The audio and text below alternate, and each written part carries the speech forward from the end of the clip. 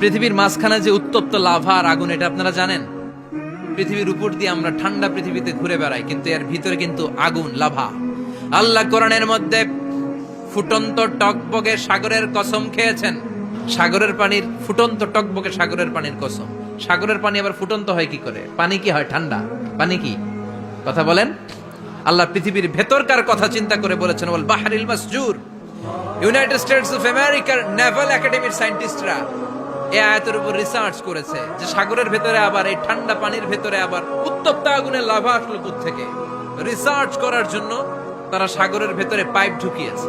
Pipe ঢুকাতে ঢুকাতে অনেকগুলো লেয়ার তারা পার করেছে। রূপান্তর শিলার স্তর, পাললিক শিলার স্তর, আগ্নেয়গিরির শিলার স্তর, মার্বেল পাথরের অনেকগুলো শিলার স্তর পেরিয়ে যাওয়ার পরে তারা পাইপ ঢুকানোর পরে দেখতে পেয়েছে পাইপগুলো গলে যায়।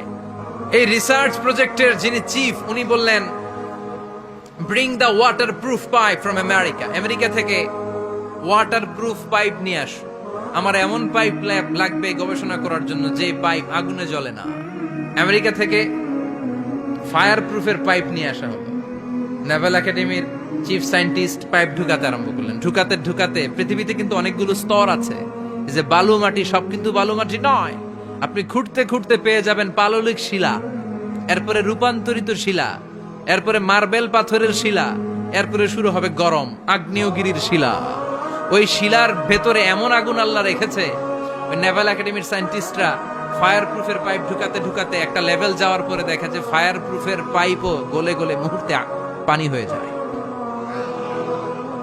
তার মানে ভেতরে এমন আগুন আল্লাহ রেখেছে, ওই আগুনের তুলনায় পৃথিবীর আগুনের মতো নয়। ওই আগুনটাই জাহান্নামের আগুন।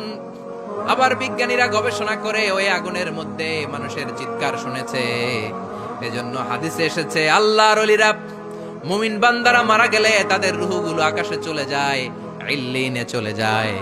আর কাফের মুশরিক আর নাস্তিক গুলো মারা গেলে তাদের আত্মাগুলো পৃথিবীর মাঝখানে সিজ্জিনে চলে যায়। ওই সিজ্জিনের ভেতরে আগুন আছে না নাই? চিল্লায় বলেন।